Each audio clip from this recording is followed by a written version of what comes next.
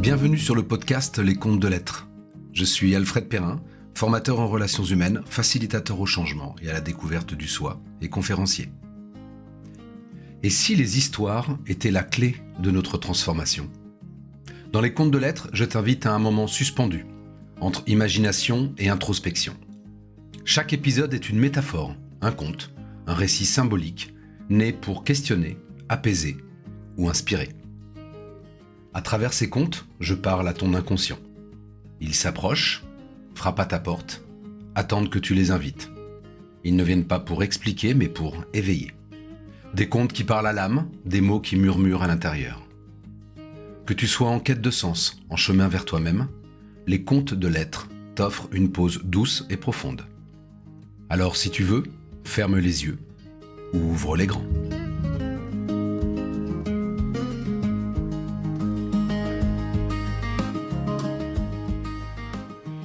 Bonjour, bienvenue dans cet épisode numéro 15 des Contes de l'Être. Lorsqu'il nous arrive quelque chose, lorsque nous sommes dans une situation, nous avons en général un jugement qui se pose à ce moment-là. C'est bien, c'est pas bien, j'ai pas de chance, ou au contraire, j'ai de la chance.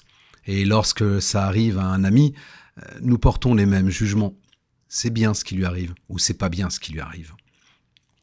C'est un jugement un peu définitif qui peut nous créer des émotions agréables ou désagréables.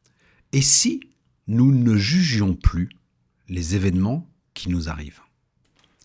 Ils sont là, c'est comme ça, et nous avons juste peut-être qu'à accepter qu'ils soient là. De toute façon, a priori, nous n'avons pas le choix, l'événement vient de se passer. Mais si je ne porte pas de jugement dessus, comme je vous le disais, peut-être que cela impactera moins mes émotions. Peut-être que cela me permettra de voir les choses différemment. Je vous propose d'écouter l'histoire du paysan chinois. Il était une fois, en Chine, au Moyen-Âge, un paysan qui possédait un magnifique étalon blanc. Or, il se trouvait que l'empereur voulait faire un cadeau d'anniversaire à son fils et il cherchait un cheval comme celui-là. Il avait envoyé des émissaires partout dans l'Empire, et ces derniers étaient revenus bredouilles.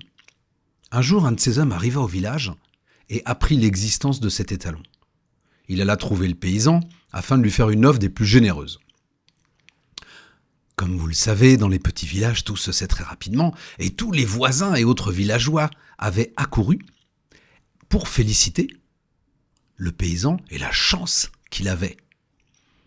Mais le paysan aimait tant son étalon qu'il refusa l'offre. L'émissaire eut beau doubler, tripler la somme, rien n'y fit. Le paysan resta inflexible et l'émissaire dut repartir bredouille. Les villageois lui dirent « Mais tu es complètement fou d'avoir refusé cette offre. Tu n'aurais plus été pauvre jusqu'à la fin de ta vie. » Le paysan leur répondit simplement « Peut-être bien. » Quelque temps plus tard, l'étalon brisa son enclos et s'échappa dans la forêt. Alors les villageois accoururent, bien évidemment, comme vous pouvez l'imaginer, et ils dirent au paysan « Quel malheur ! Tu vois, tu as refusé la fortune, et maintenant, tu n'as même plus ton cheval. » Il leur répondit encore une fois « Peut-être bien. » Quelques jours passèrent et soudain, un matin, le paysan a la stupéfaction de voir son étalon revenu dans son enclos en compagnie d'une magnifique jument de la même pure race.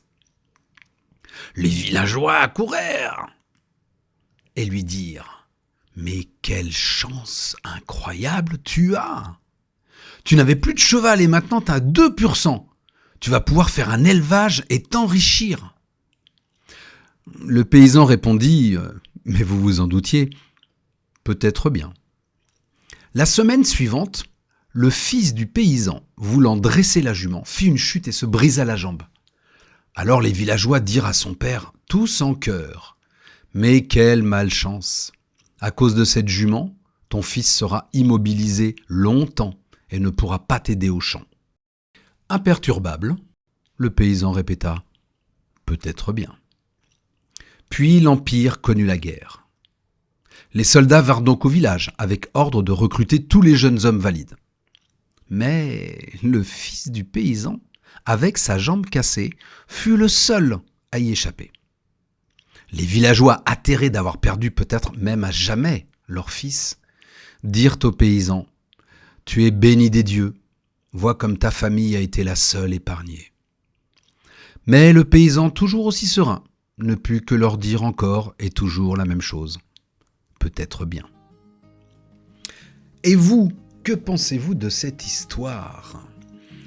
N'hésitez pas à laisser des commentaires et à me dire ce que cette petite métaphore vous inspire et si maintenant vous voyez les choses différemment.